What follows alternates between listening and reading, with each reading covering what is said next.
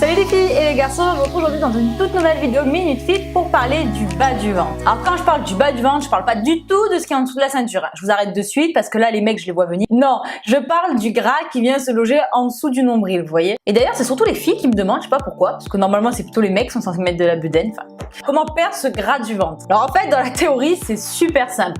Après c'est vrai que dans la pratique, il faut quand même être assez persévérant et avoir pas mal de volonté. Il y a beaucoup de filles qui me demandent voilà j'arrive pas à perdre ce gras du ventre, etc.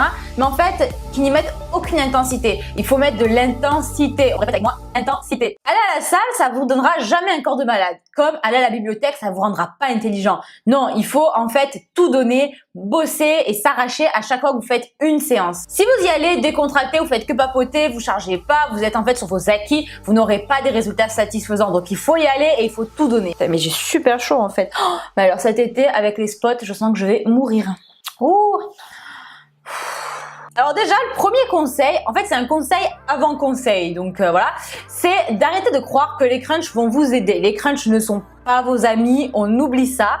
Les crunchs, ça va pas vous faire perdre le gras du ventre, c'est clair et net, il y a des méthodes beaucoup plus efficaces que se taper 500 crunchs tous les soirs, croyez-moi. Si vous voulez perdre du bas du ventre, en faisant un raccourci, en fait, faudrait presque pas travailler vos abdos. Bon, c'est un petit peu court-circuité, mais en gros, c'est pour vous dire que pour perdre le gras du ventre, il faut faire beaucoup d'exos polyarticulaires, notamment comme les squats. C'est des exos qui vont en fait solliciter notamment votre ceinture. On va pas y arriver. Ce sont des exos qui en fait sollicitent beaucoup votre ceinture abdo-lombaire. Donc vous allez solliciter vos abdos, mais surtout en fait vous allez beaucoup dépenser d'énergie pendant l'exercice lui-même parce que c'est des exercices qui sollicitent tout un tas de muscles différents, mais aussi après parce que vous allez continuer à brûler de l'énergie justement après la séance. Donc tu vois, c'est le genre d'exo en fait qui est vraiment double bénéfice, un acheté, un offert. Ensuite, ce que vous pouvez faire à intégrer dans votre routine régulièrement, c'est faire du gainage. Donc ce sont en fait des exercices qui sont complètement différents de tout ce qu'on a l'habitude de faire comme les crunchs, etc. mais qui sollicitent beaucoup en fait la ceinture, mais j'y arrive pas. Et qui dit ceinture abdominale dit transverse, et les transverses c'est les muscles rois du ventre plat. Donc ce sont des très bons exercices, il y a plein de variantes possibles. Il y a la planche, voilà, le gainage traditionnel. Vous avez le truc sur la roulette aussi, je sais pas comment ça s'appelle, mais vous prenez une roulette, vous descendez et vous remontez comme ça avec les bras.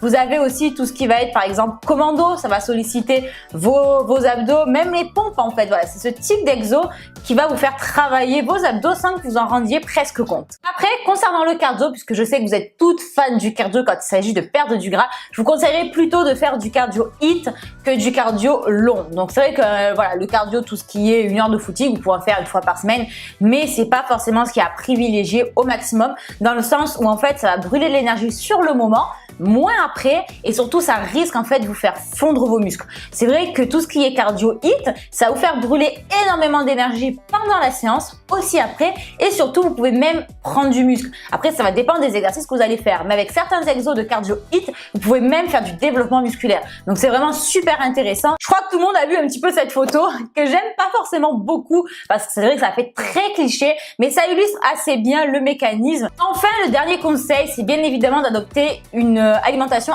adaptée. Donc à chaque fois, je vous le dis, je vous le répète, mais s'il y a une chose à faire pour avoir une bonne alimentation, c'est bannir les sucres. Donc quand j'entends sucre, j'entends tout ce qui est IG élevé, sucre rapide, etc. Donc vous le savez, je vous l'ai déjà dit 400 000 fois, je crois, le sucre c'est notre ennemi numéro 1. Ensuite, deuxième conseil vraiment facile à adopter quand on n'est pas hyper calé sur le sujet, c'est favoriser tout ce qui est végétal de manière générale. Donc favoriser les fruits, les légumes, certains céréales, ça va en fait favoriser votre transit, ça va vous apporter plein de vitamines, de minéraux, etc. Et qui dit bon transit dit ventre plat. Je vous en parle dans cette vidéo, je vous mets le petit lien si jamais ça vous intéresse. Enfin, je terminerai cette vidéo en vous conseillant de rester focus sur vos objectifs, d'être déterminé et surtout d'être patiente et régulière.